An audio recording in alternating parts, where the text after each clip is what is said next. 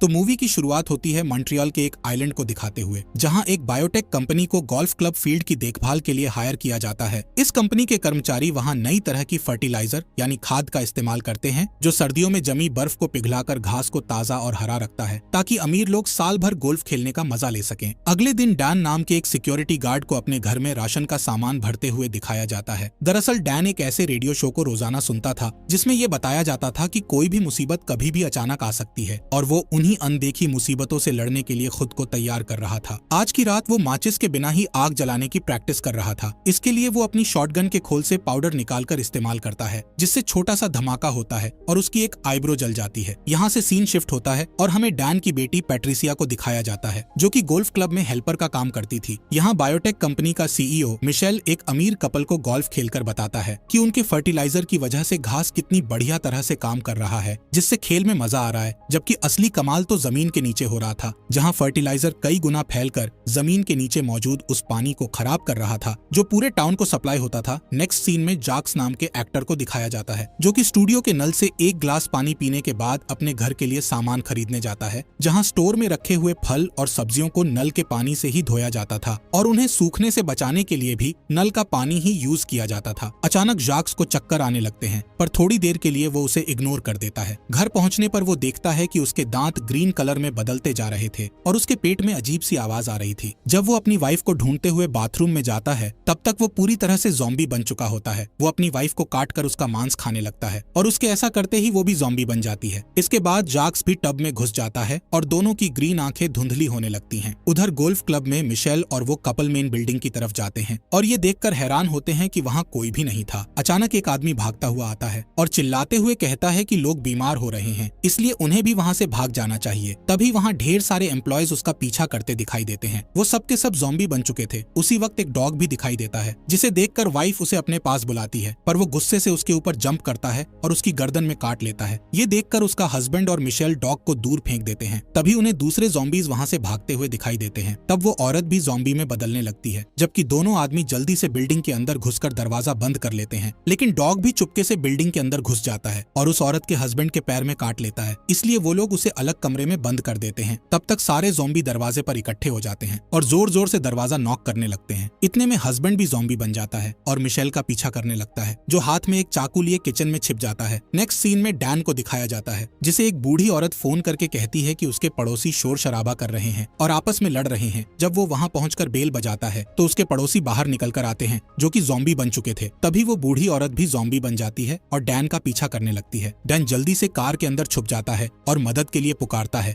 लेकिन कोई वहाँ नहीं आता। सड़कों पर दौड़ते ज़ॉम्बीज को देखकर डैन को अपनी बेटी पैट्रिसिया की फिक्र होने लगती है और वो उसे कॉल लगाता है, लेकिन पैट्रिसिया भी ज़ॉम्बी से बचकर भाग रही होती है, इसलिए वो कॉल नहीं उठा पाती, जिससे डैन को उसकी फिक्र होने लगती है। इसलिए डैन कंपनी की कार को छोड़कर अपनी कार निकाल लेता है और एक हथियार लेकर अपनी बेटी को ढूंढने चला जाता है। नेक्स्ट सीन में हम आंड्रे नाम के लड़के को अपनी छोटी बहन एनी के लिए दूध बनाते हुए देखते हैं, जिसके लिए वो नल के पानी का यूज करने ही वाला होता है। तभी उसकी माँ उसे बोतल वाले पानी का यूज करने के लिए कहती है। आंद्रे खुद कभी नल का पानी नहीं पीता था। उसे जब भी प्यास लगती वो सोडा या किसी और तरह की ड्रिंक पी लिया करता था। जल्दी ही उसकी माँ को चक्कर आने लगते हैं, जिस पर आंद्रे कहता है कि ज्यादा एक्सरसाइज करने के कारण उन्हें चक्कर आ रहे होंगे। थोड़ी ही देर में उसकी माँ ज़ॉम्बी बन जाती है और आंद्रे पर अटैक करने के लिए उसके पीछे भागने लगती है। आंद्रे डर कर बाहर निकल जाता है और भागते भागते लड़खड़ाकर गिर जाता है, पर जैसे ही वो आंद्रे पर अटैक करने वाली होती है, डैन उसे अपनी कार से ठोक देता है, जिससे वो घायल हो जाती है। आंद्रे अपनी माँ की ऐसी हालत देखकर उसे बचाने जाता है, लेकिन डैन उसे रोक देता है और कहता है कि ये वक्त इमोशनल होने का नहीं, बल्कि अपनी जान बचाने का है। वो उसे अपने घर में छुप जाने का कहकर वहाँ से चला जाता है। तभी वहाँ और भी ज़ॉम्बीज आने लगते हैं। ऐसे में आंद्रे अपनी माँ को वहाँ नहीं छोड़ सकता था, इसलिए वो उसे पैर से घसीटते हुए घर के अंदर ले आता है और घर के सारे दरवाजे बंद करने के बाद वो मदद के लिए पुलिस को कॉल लगाता है, जहाँ उसे एक रिकॉर्डेड मैसेज मिलता है कि पूरा आइलैंड क्वारंटीन है। नेक्स्ट सीन में उस ब्रिज को दिखाया जाता है जो उस आइलैंड को मेन सिटी से जोड़ता था। यहाँ कुछ पुलिस वाले खड़े थे जिन्होंने ब्रिज के दरवाजे बंद कर दिए थे, ताकि कोई भी बाहर का आदमी अंदर ना आ सके और अंदर का आदमी बाहर ना जा सके। सीन शिफ्ट होता है और आंद्रे की माँ उसकी छोटी बहन एनी पर अटैक करने जाती है, लेकिन आंद्रे उसे घसीटकर बाथरूम में बंद कर देता है, जहाँ उसकी नजर शावर से टपकते हुए पानी पर पड़ती है और वह टब में घुस जाती है। उधर एनी लगातार रोती रहती है, जिसकी आवाज सुनकर बहुत सारे ज़ॉम्बी दरवाजे के बाहर इकट्ठा हो जाते हैं। आंद्रे उसे तकिया, कंबल और एक प्लास्टिक से कवर कर देता है, जिससे उसकी आवाज बाहर सुनाई ना दे। थोड़ी देर में सारे सारे ज़ॉम्बीज वापस चले जाते हैं। कुछ देर बाद आंद्रे की कैट पेट डॉर से वापस घर के अंदर लौट आती है और वहीं से एक ज़ॉम्बी घर के अंदर घुस जाता है और वो आंद्रे को पकड़ने ही वाला होता है। तभी आंद्रे घर से निकल जाता है और ज़ॉम्बी भी हिलना बंद कर देता है। लेकिन जैसे ही आंद्रे गोल्फ स्टिक लेकर वापस आता है, ज़ॉम्बी छुप जाता है। नेक्स्ट सीन में पैट्रिसिया को दिखाया जाता है जो ज़ॉम्बीज से बचने के लिए एक गराज में छिप जाती है और हेल्प के लिए अपने डैड डैन को कॉल लगाती है। डैन तुरंत वहां पहुंच जाता है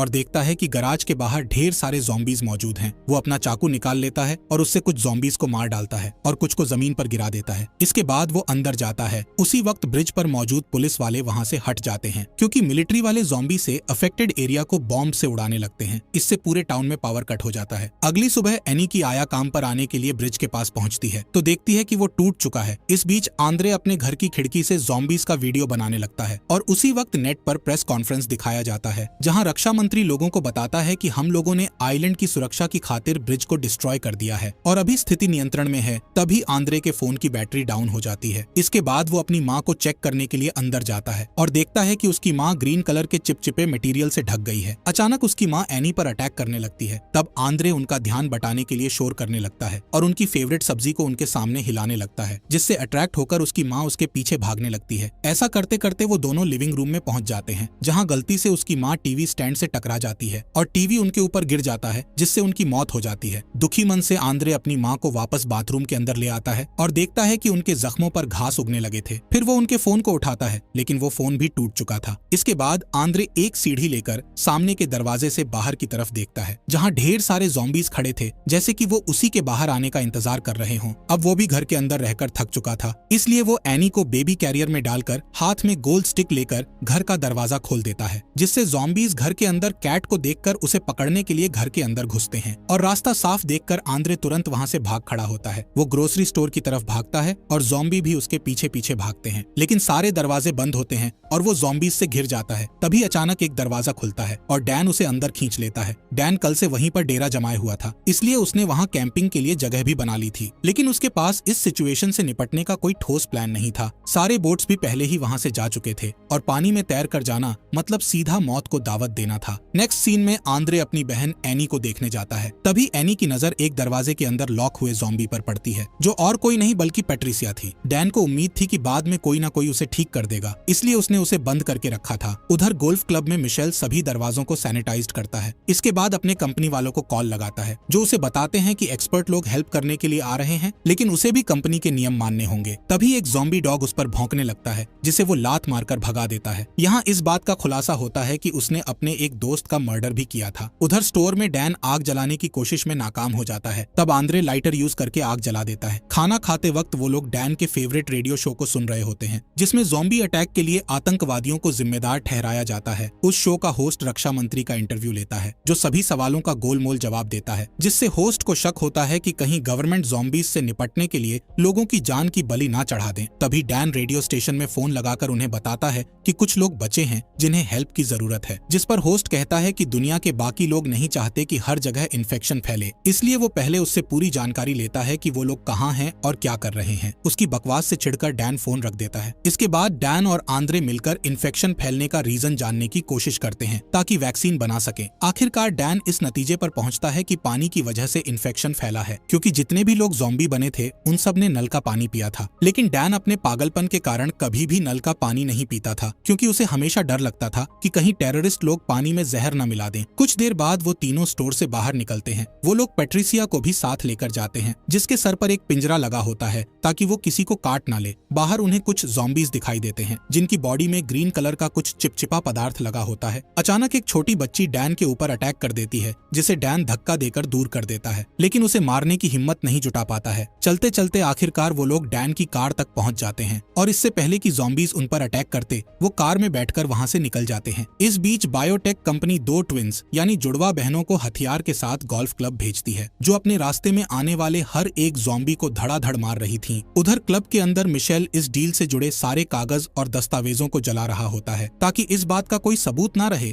कि उनके फर्टिलाइजर के कारण ज़ॉम्बीज का इन्फेक्शन शुरू हुआ था। आखिर में वो फर्टिलाइजर का थोड़ा सा सैंपल बचाकर रख लेता है। तभी दोनों ट्विंस उसके पास पहुंच जाते हैं। मिशेल उनमें से एक का सूटकेस ले लेता है जिसमें कई सारे स्फीयर यानी गोले थे। उन गोलों के अंदर इन्फेक्शन का इलाज मौजूद था जो सिर्फ 24 घंटों के अंदर इन्फेक्शन को खत्म कर सकता था। लेकिन जैसे ही वो एक गोले को उठाता है, दोनों ट्विंस उसे पकड़ लेती हैं और जबरदस्ती उसके मुंह में सैंपल डाल देती हैं। इसके बाद उसे बेहोश करके उसकी बॉडी को घसीट कर ले जाती है और ये गोला मिशेल के हाथ से छूटकर जमीन पर गिर जाता है। नेक्स्ट सीन में हम तीनों सर्वाइवर्स को कार से वाटर प्लांट की तरफ आते हुए देखते हैं। वो लोग एनी को कार में छोड़ देते हैं ताकि उसके रोने की आवाज से दूसरे ज़ॉम्बीज वहां ना आ जाएं। लेकिन पैट्रिसिया को बच्चे के साथ छोड़ना ठीक नहीं था, इसलिए वो उसे अपने साथ ले जाते हैं। वो लोग बिल्डिंग के अंदर एंटर करते हैं जहां पानी की टंकी में एक ज़ॉम्बी घुसा हुआ है जिसकी बॉडी पर घास उगे हुए थे। पैट्रिसिया को पता चल जाता है और वो दौड़ती हुई उसकी तरफ जाती है, इसलिए उन दोनों को भी उसके पीछे दौड़ना पड़ता है। वो पूल पर पहुंचते ही उसमें छलांग लगा देती है। उसे बचाने के लिए डैन भी छलांग लगा देता है। इतने में वो ज़ॉम्बी ऊपर आता है और डैन पर अटैक करने लगता है। डैन पैट्रिसिया को पकड़कर ज़ॉम्बी के सामने करता है जिससे वो पीछे हट जाता है। जब आंद्रे पास आकर देखता है तो उसे रियलाइज होता है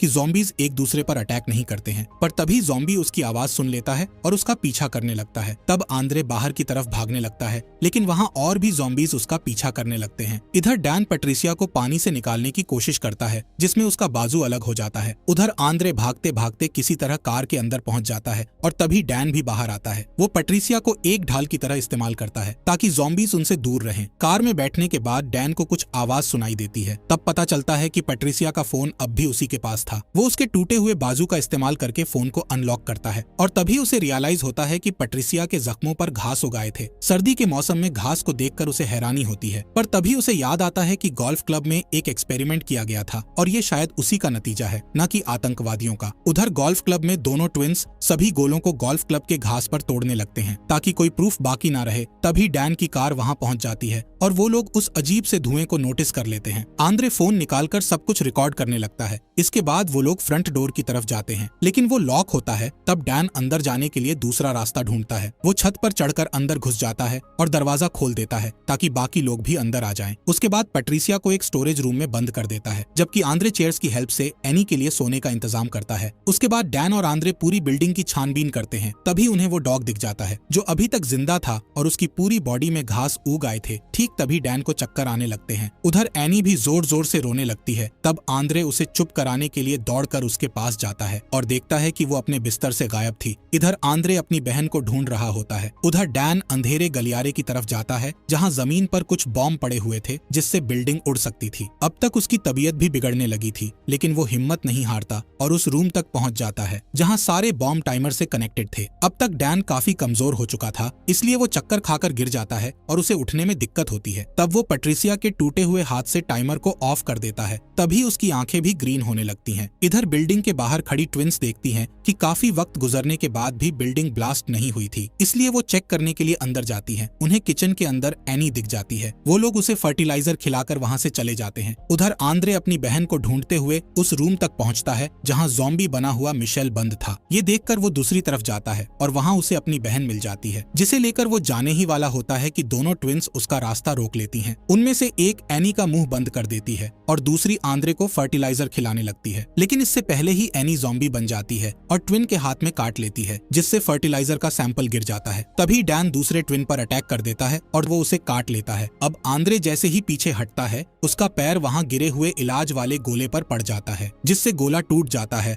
और चारों तरफ धुआं फैलने लगता है, जिससे एनी और डैन धीरे धीरे ठीक होने लगते हैं। अब डैन आंद्रे का पीछा करने लगता है और दोनों भागते भागते किचन में पहुंच जाते हैं। पर जैसे ही डैन आंद्रे को काटने वाला होता है कि अचानक उसे एनी की मौजूदगी का एहसास होता है और वो उसे छोड़ देता है। उसी वक्त दोनों ट्विंस अपनी अपनी गन निकालकर एक दूसरे को मार डालती हैं, क्योंकि वो नहीं चाहती थी कि वो दोनों ज़ॉम्बी बने। नेक्स्ट सीन में आंद्रे डैन के जैकेट से उसके पुराने फोन को निकालकर पैट्रिसिया के फोन पर कॉल लगाता है और रिंग की आवाज से वो फोन को ढूंढ लेता है और वीडियो बनाने लगता है, जिसमें वो अब तक हुई सारी घटनाओं के बारे में बताता है। फिर हेल्प की रिक्वेस्ट करते हुए उस वीडियो को इंटरनेट पर डाल देता है। इसके बाद वो डैन को उसकी बेटी के रूम में पहुंचा देता है। इधर जैसे ही आंद्रे का वीडियो न्यूज चैनल तक पहुंचता है, गवर्नमेंट वहां की सफाई के लिए सेना भेज देती है। सोल्जर्स रास्ते में आने वाले हर ज़ॉम्बीज को फायर गन से मारते जाते हैं। तब आंद्रे भी बिल्डिंग से बाहर निकलता है और हाथ उठाकर हेल्प मांगता है। वो अपने साथ पैट्रिसिया का टूटा हुआ हाथ भी लाया था, जिससे वैक्सीन बनाने में मदद मिल सके। तभी एक और सर्वाइवर सोल्जर्स के पास पहुंचता है, जिसे वो लोग गोली मार देते हैं। ये देखकर आंद्रे समझ जाता है कि सोल्जर वहां सर्वाइवर्स को बचाने नहीं,